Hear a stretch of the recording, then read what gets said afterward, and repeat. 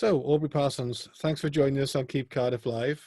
Before we talk about your current work, do you want to tell us, Aubrey, a little bit about your kind of history and career in the media industry? Because you've done quite a lot of stuff over the years. Yeah, I started out like most people, having a dream of being a pop star when I was younger. So I was in various bands. I was in a band called The Watchmen for a very long time. It was a covers band. And then I actually ended up working in the music industry for Roland UK, where I was their artist liaison manager. So I used to go sort of around Europe and the UK, sort of chasing bands, if you like, trying to get them to use our equipment for marketing purposes. I left that job and I went to work in radio briefly for a while on a station called Bridge FM, which I think you might remember, Steve. I think I remember. I think you might remember that. And then after that, I had a brief spell back in the music industry working for a company called M Audio that make audio interfaces. And then I became a full-time musician. And I did that for sort of 15 years, I suppose. And about 3 or 4 years ago, I decided to have a slight change of direction because I'm 51 now and I was just getting tired gigging sort of 5 nights a week. And I decided to move into doing voiceover work, which is primarily, I do audiobooks for Amazon and Audible. So that's kind of me up to now. So I mean, I read books, but I don't read books in the same way you read books. Just thinking about this actually earlier before I started talking to you about, did you go through a stage where you're reading the books where you had to you were not exactly rejected, but you had to take direction on how they wanted you to read them, and you had to do various kind of attempts at them and get your start together that way?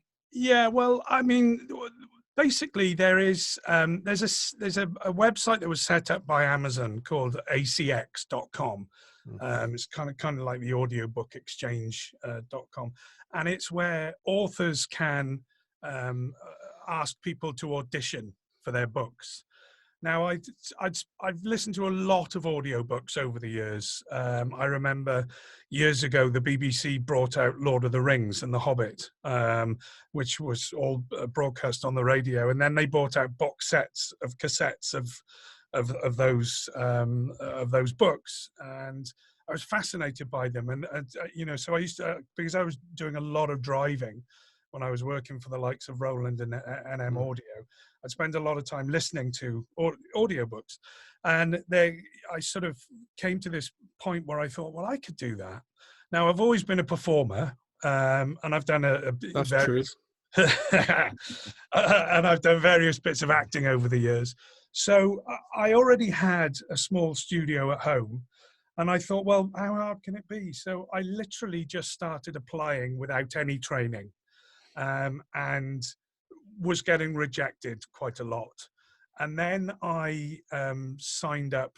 There's a website called Gravy for the Brain, and it's run by the guy who does the voice for X Factor and all of those TV shows. And it's training. They train you to do voiceover work, not just for audiobooks, but for adverts and narration. And they've got these amazing online courses that sort of teach you how to voice act, basically, and then how to process that, the stuff that you've recorded, etc. So it was a long learning process. I spent about 12 months sort of training myself up. Wow. And then I started reapplying for audiobooks and getting them.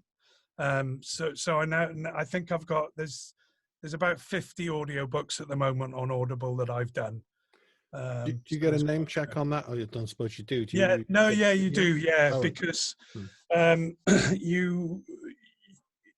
all the books that I've worked on, you get name checked on, and you get royalties, basically. Okay. Now, some publishing houses do come to me direct and say, can you record this book? We will pay you say £250 per finished hour of recording, because as a most voiceover artists these days, it's very rare for you to specifically go into a studio and do a recording and somebody else edits it, and you have to supply the finished product. So £250 an hour sounds a lot, but an hour's worth of recording will take you about 6 hours to get it right, and you've got to edit it and process it and supply them with a finished product. So yeah, you get if you go to Audible or Amazon and type Aubrey Parsons in, you'll find all my books. Will you find anything else? Nothing apart from, I mean, my criminal history is very small. Okay. And I've covered my tracks well on the internet. Well, I admire you for finding a way of getting audio to work for you and working from home. It's I think it's, you know, as a kind of personal dream of mine, really. Yeah, it's a really nice job. And don't get me wrong, it took me a good few years before it started generating, you know, decent money for me. And some months you still don't, you know, you're not guaranteed money every month. When you record an audiobook, for example, you get the royalties for 7 years. After the 7 years, it stops. So you have to constantly be recording new books and finding authors that are good and approaching them. Instead of waiting for them to find you, it's better if you can find a book on Amazon that's selling really well that hasn't yet had an audiobook made for it, and approach the author. So what you're talking about there is interesting, because I mean, I have met you over the years, you know, has been known, and Fortunately, yeah, for both parties. But what I've noticed about you is, and I'm trying to put this in a diplomatic way, and I mean it as a compliment. You're very good at kind of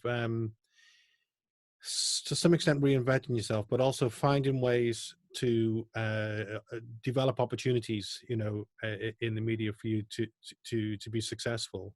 So yeah. I mean, we're talking about there with the talking books is interesting, but also you said you spent a lot of time as a musician, and in a similar kind of way, you've been working on this book now, all about the kind of the industry, which is, you know, which is a great idea.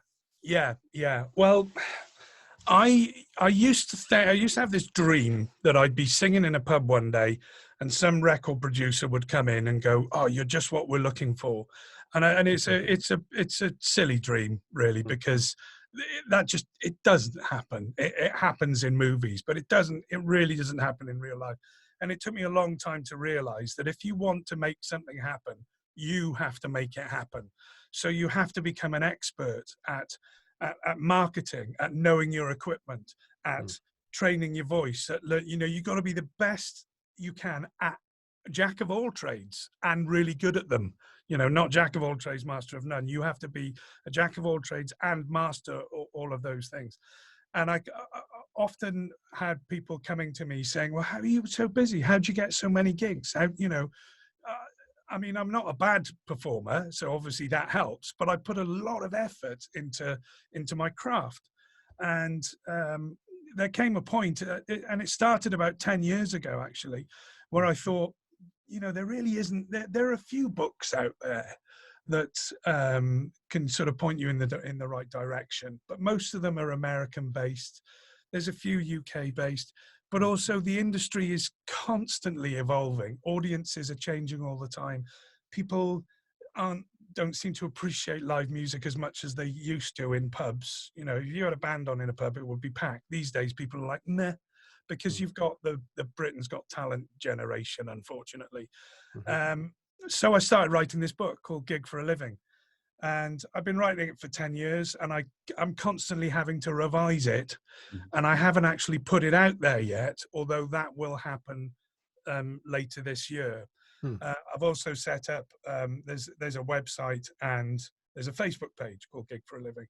And the idea is that people can go there and share tips and tricks, not just about, you know, what songs they should be playing, but how to get gigs, how to you know, how do I set a PA up? Somebody new coming into the industry, you know, they haven't got a clue about equipment, you know. So that's how that happened, and it's something that I've been working on in the background, and I'm hoping to, like I said, that'll get launched this year, especially now since we've Yeah. all got a lot of time on our hands at the moment. So Yeah, exactly. I mean, talking about that, I don't know whether Tony wants to come in from Keep Cardiff Live, because we're talking about, the music scene, specifically in Cardiff. But Tony, obviously, we've both been, like everyone else, concerned with, the music, the impact on the music scene.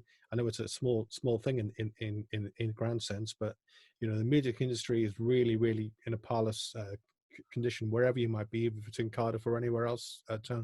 And I don't know. I'm just wondering if Aubrey has any ideas for you on that, how musicians should be dealing with the situation, etc. Yeah, I mean, we've had discussions about it ourselves. Obviously, we're all in a lockdown situation at the moment, but we're facing a pretty uncertain future. We don't really know what is going to happen in terms of live music, festivals, that sort of thing. So, I mean, it sounds really interesting, the book that you're developing. And it's very useful for people at all levels, really. Do you think now you'll add another chapter, really? Because obviously the game has changed a little bit now. Things are going to be different. It's going to be a different world when we actually finish the lockdown. What would you think? yes, I mean, there's a number of revisions that the book is going to need. I mean, when I started 10 years ago, people were still using mini disc and things like that. It's all completely changed now. For solo artists, the way that they use equipment, but the same goes for bands because of the technology.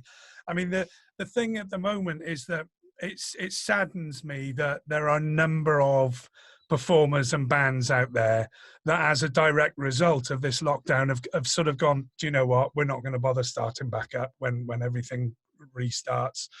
Singers have sort of saying, I'm hanging up my microphone. I've had enough. Things were difficult enough as they were, and now they're being made even more difficult.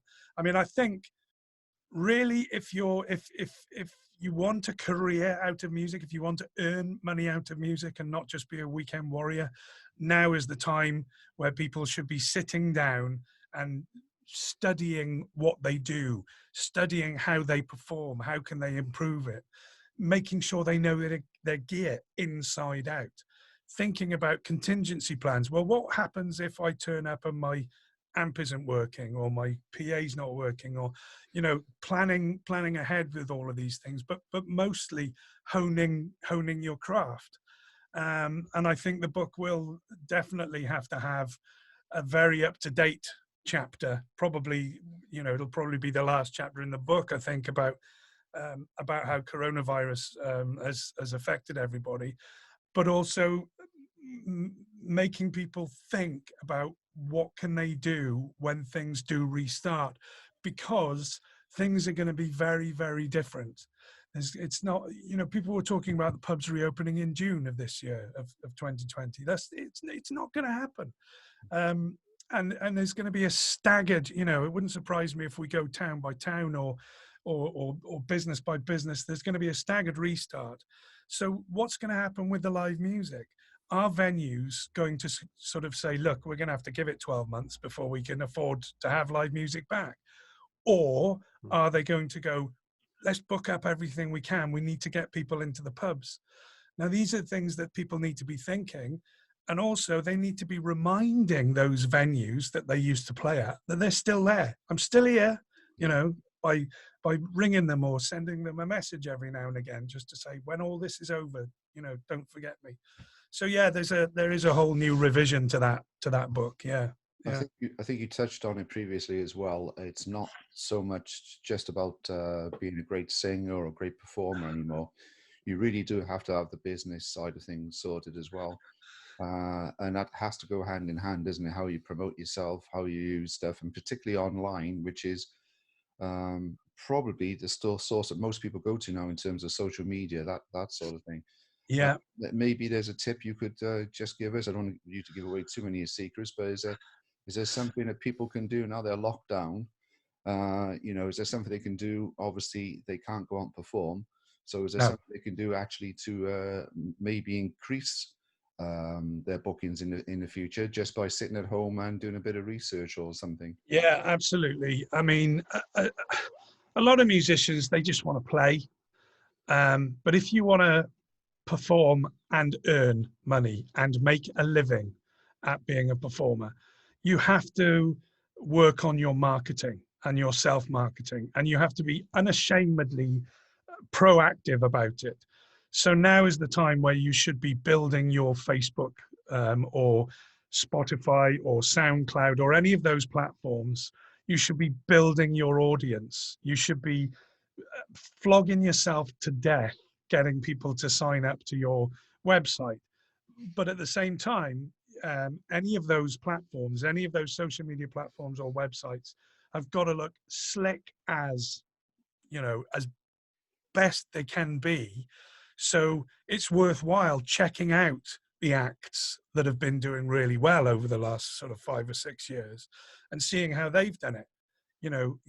They've done it because they've worked hard. They have good websites, they have good marketing. And more importantly, well, in addition, they have good sets of photographs, good biographies, and really good promo videos. Now, all of those are things that you could do from home, even bands on lockdown. You could get everybody to perform their parts separately, film them, and then just put together videos at home.